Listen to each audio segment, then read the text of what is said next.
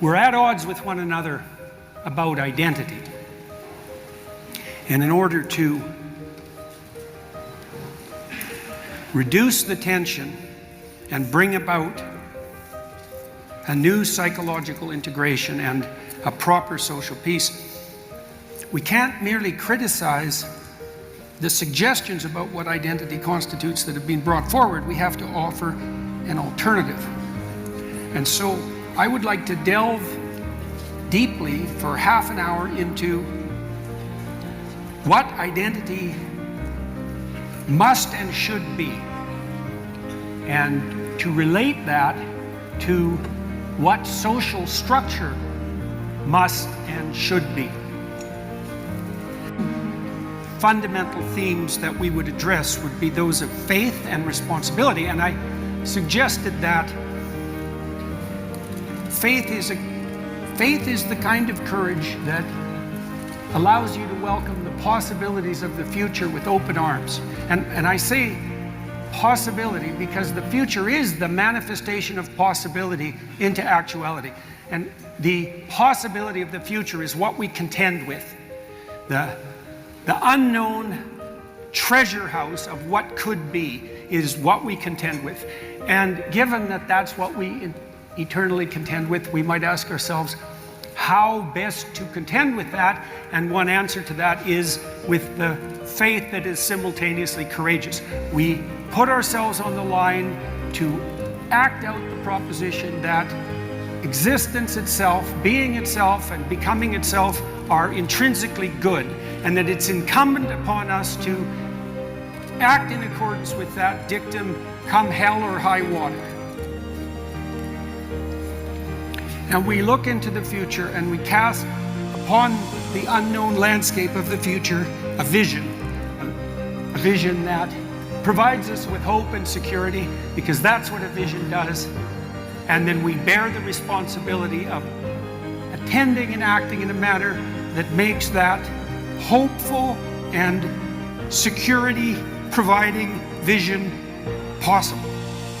And so then I would say that identity is the proper union of faith and responsibility. And then you might say, how does a proper identity unite faith and responsibility? And I would say that it does that in a subsidiary manner, in a hierarchical subsidiary manner. Now, if you're beset with conflict subjectively and in your society about what identity constitutes, you need a counter position that's well developed. So, identity is the proper union of faith and responsibility, and proper identity is subsidiary in structure. All right, so let's take that apart. Now I'm going to tell you a little story. It's a very simple story, but simple stories scale upward. And that's Jacob's ladder. Jacob's ladder, that's the eternal liana, the vine that unites the material and proximal realm of the earth with the eternal realm of heaven. And how do we construct and climb Jacob's ladder? How do we comprehend it? When my son was 1.5 years old, I taught him to set the table. But that's not right, because when you're 1.5, you can't set the table. If you take a 2-year-old and you say, clean your room, to a 2-year-old who's in the midst of a room that he's distributed a terrible mess in, and you come back in 15 minutes, the room will be equally messy, and you'll ask your 2-year-old, why didn't you clean the room? And he will just look at you. And the reason he will just look at you is because he doesn't know what clean your room means. So you can take the 2-year-old, my son in this case, and you can say, hey kid, you see that teddy bear? Now he's happy about that request, because at 2, he knows how to see a teddy bear. And so he'll point his eyes at the teddy bear, and then he'll look at you, and then you can pat him on the head and say, good, and then you can say, go over there and pick up that teddy bear. So that he does that, and he looks at you, and then you can say, you see that space on the shelf there? He goes, yes. you take that teddy bear and you put it in that space in the shelf. And he'll go over and put it in the space in the shelf, and then he'll look at you and you can pat him on the head. And then if you teach him 100 micro routines like that, very carefully, you can tell him to clean his room, and he knows how to do it. And that's how we build ourselves. And that's a little vision. It's a little vision. It's a micro vision. That the first vision is what the room would look like if the teddy bear was put in its proper space, right? And it's not a glorious macro vision of how to unite heaven and earth itself, but it's the proximal beginnings of exactly that process. So we scaffold ourselves upward from the finite to the infinite. And it's the entire scaffold that constitutes our identity. So my son, he's 18 months old. I'm having him help set the table. I say, kid, you know where the drawer is with the knives and the forks? And he says, yes. I said, go to that drawer and open it up and pick out a fork. And so he goes and does that, and he can feel the fork because he has the drawer is above him, and he can feel the fork. And then he can come and say, bring it into the kitchen and put it on the table by the plate. And he can do that, and then he can do that with a knife, and then he can do that with a plate if you dare to let him carry a plate. And then he's learning what? He's learning to set the table, right? And then he sits at the table with the people that are there, and he's learning to share food, and he's learning to take turns, and he's learning to be hospitable, right? And so you can see that that starts to scale upward, right? And then he's hospitable, and he can take turns, so he's starting to be a good boy, a good kid.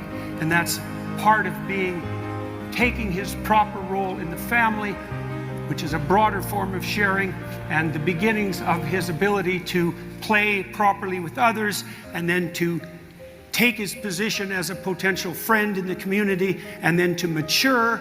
And as he matures, the scale of his vision expands step by step until it encompasses not merely what he wants in the short term, but what would be good for him in the medium to long term. So the temporal scale of his vision expands, and not only so that he accomplishes or attains what's good for him, but so that he does that in a way that incorporates more and more other people into the expanse of his vision.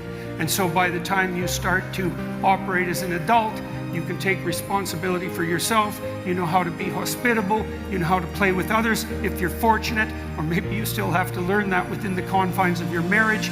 And then you take responsibility for your partner, and they do that with you, and the two of you take responsibility for your children, and that gives you the satisfaction and the adventure and the responsibility and the burden and the meaning of your family, and you embed that in your community, and you take responsibility for that, and you take responsibility beyond that for your town and for your city and for your state, and you do that all in as balanced and harmonious a manner as you can.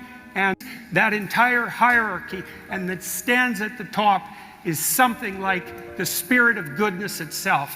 And that's classically associated with what is highest, and that's traditionally associated with God.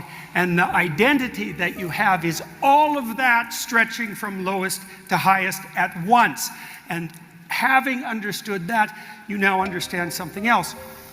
You understand what actually constitutes genuine human flourishing at the psychological level. So one of the disservices that clinicians have offered the general Western world and the world at large as a consequence of that is the notion that mental health is somehow something subjective. And that's not true, and we know it's not true even though we don't know that we know it. And you know that because there's no way you're going to be mentally healthy if your wife is miserable. First of all, she won't let you be. And the same thing applies to your children. One of my neighbors in Toronto said to me once, a mother is never any happier than her most miserable child, right? And so you can see in that whatever mental health constitutes, it's not exactly mental, and it's certainly not merely subjective. It's something that's much more like the harmony that exists when the entire subsidiary structure is performing all of its functions as they should be performed. Now, Samuel Andreev, just before me, talked about what music speaks to us, and that's what music speaks to us. It speaks to us of the harmony that can exist in a complex structure that's laid out in a properly subsidiary manner, where each note serves the phrase and each phrase serves the melody, and each person who's playing in the orchestra serves the overarching function of the music, and the music is the eternal dance between chaos and order. And that speaks to us of meaning, because that's where meaning is to be found. And that's the other thing.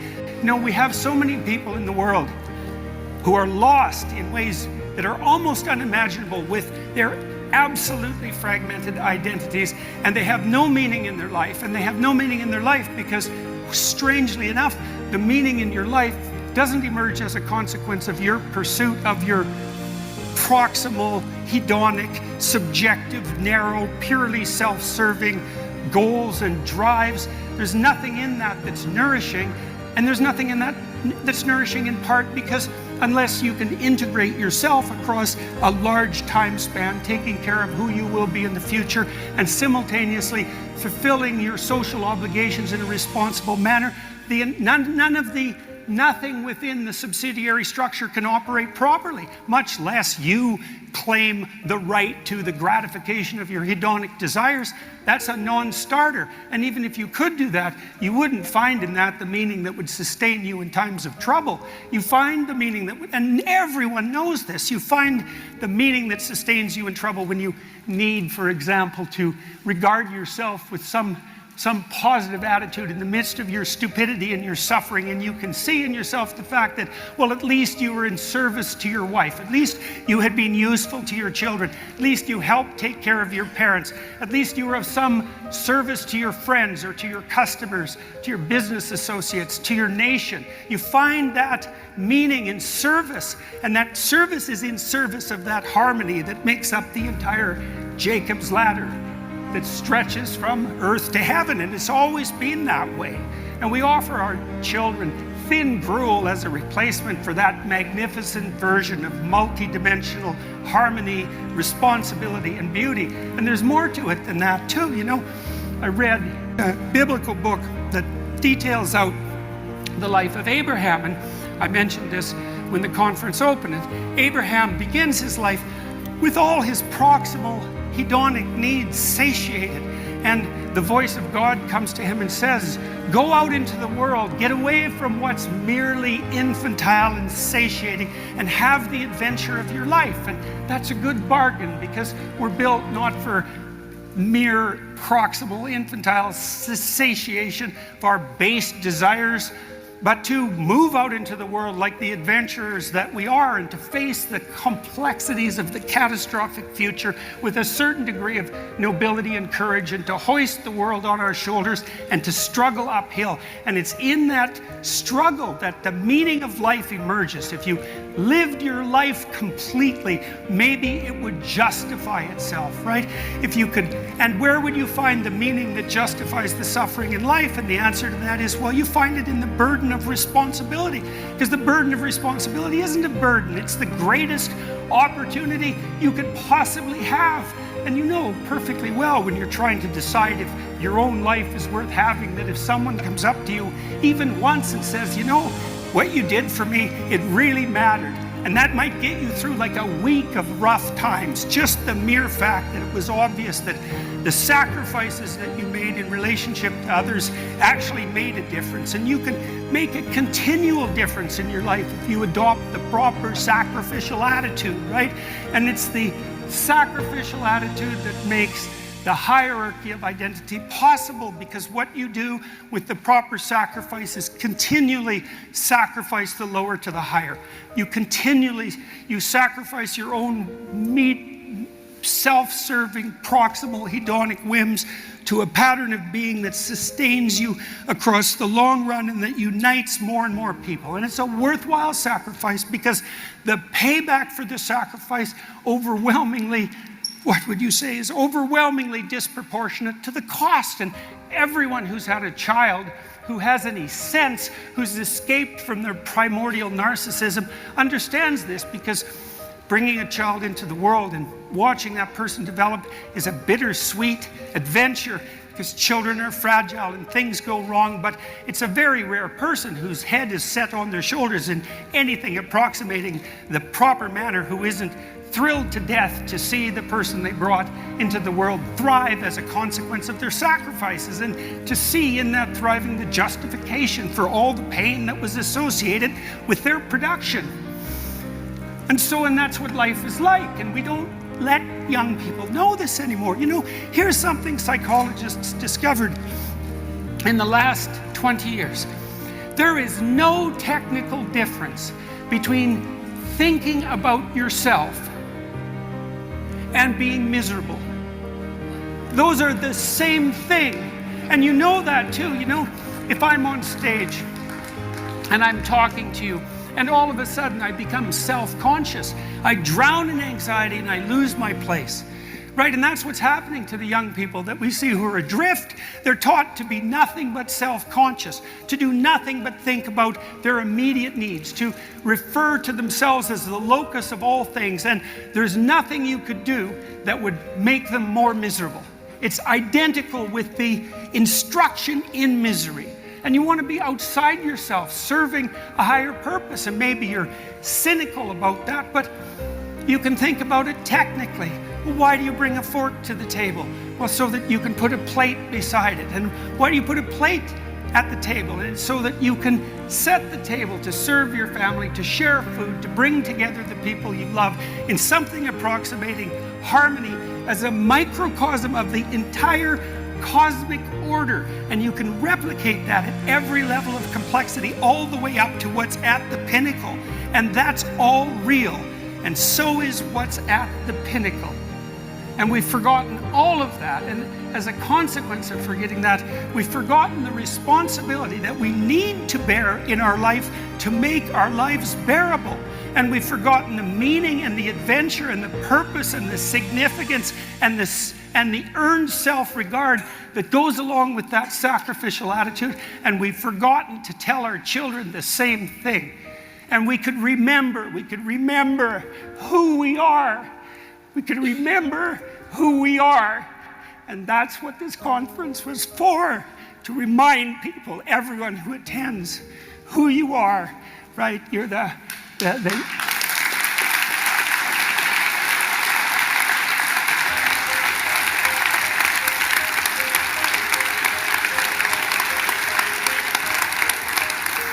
You're the men and women, individuals made in the image of God, who stumble eternally uphill towards the Jerusalem on the hill, the shining city on the hill. You know, and we're so foolish. We regard those propositions as something approximating primitive superstitions, when in fact they're the most brilliant intuitions into the fundamental structure of reality that have ever been offered. We've predicated our civilization on those presuppositions, and look at it. It's not so bad. We've brought wealth and plenty to billions of people around the world. We've been struggling uphill properly, and if we were wise and faithful and courageous and responsible, we could continue to spread that to everyone. We could eradicate absolute poverty. We could bring about a time of abundance and opportunity for everyone, and we'll do that. We can do that if we hoist the world on our individual shoulders and operate collectively in this harmonious manner and continue the struggle uphill toward the city of God. And that's the truth.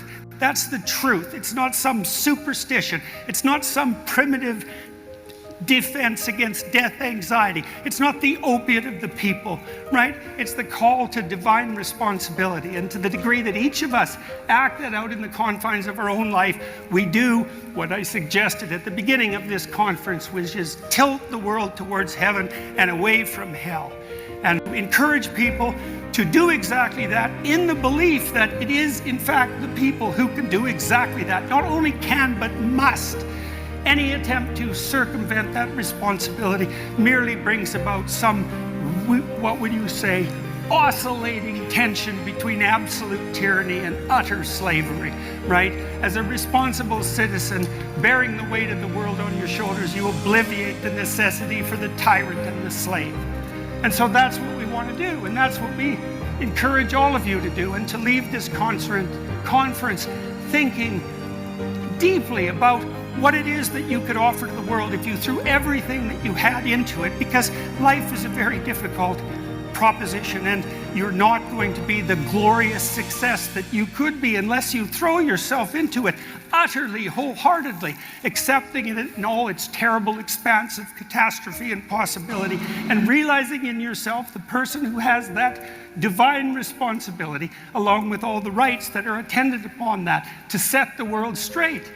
My sense is that if enough of us realize that sufficiently, there's nothing we couldn't accomplish. There's no desert we couldn't make bloom. There's no reason for zero-sum Malthusian pessimism, right? We could have what we wanted if we truly wanted it, if we truly sought for it, if we truly asked for it. It would make itself manifest as a consequence of our faith and our responsibility, the adoption of our proper identity. And so you're invited to do that as the individuals, the worthy individuals that you are, who